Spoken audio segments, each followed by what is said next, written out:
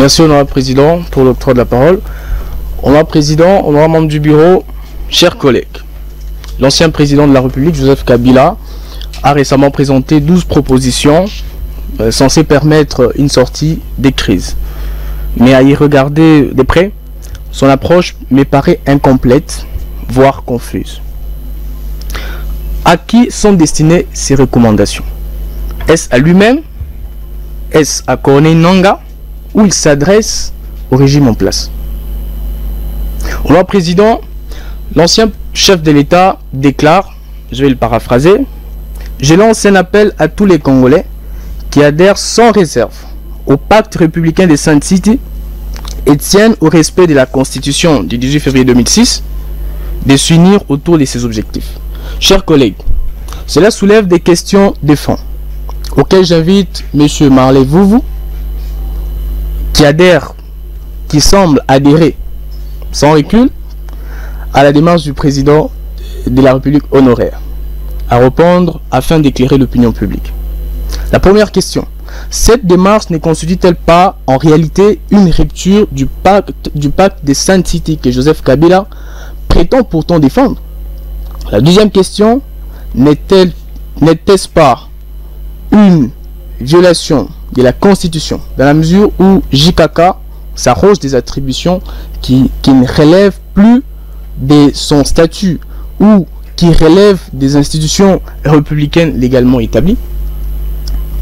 Que devrait alors faire le régime en place? Croiser les bras ou bien s'unir autour des objectifs d'un ancien chef de l'État?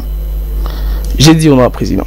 Merci, honorable Piston. Très rapidement, 1 minute. Je pense qu'il y a déjà de réponses déjà données. Vous pouvez juste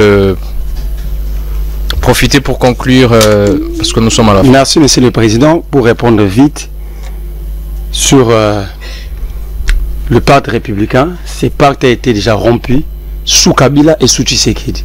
Donc, Kabila a violé la Constitution, a marché sur la volonté populaire, l'article 5, et au jour d'aujourd'hui, la Constitution continue d'être violée.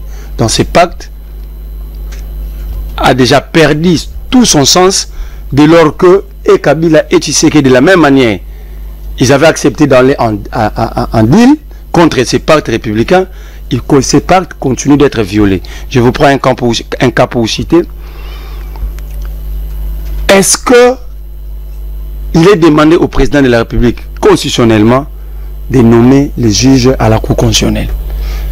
Sont-ils les juges d'exception ou les juges de carrière? Donc, il n'y a pas lieu de parler de ces pactes. Nous devons créer un nouveau pacte républicain, mais passant par la révolution populaire pour permettre au peuple d'imposer ses idées. Merci beaucoup. Mais sur Kabila est politique. Quand vous analysez, je ne défends pas Kabila, quand vous analysez les discours de Kabila, Kabila, il y avait des positions. Kabila s'est victimisé dans ses discours, en disant qu'il avait bien fait, il a organisé des élections, il a légué un meilleur pays qu'avant à son successeur. C'est légitime, les politiques, j'ai tantôt dit ici que les politiques s'autoprotègent et ils sont dans un monde d'intérêt. Mais c'est à l'État, à ceux qui ont le pouvoir, de réfléchir et de voir comment empêcher Kabila, si Kabila est dans cette entreprise, comment empêcher Kabila et autres de faire vivre leur entreprise.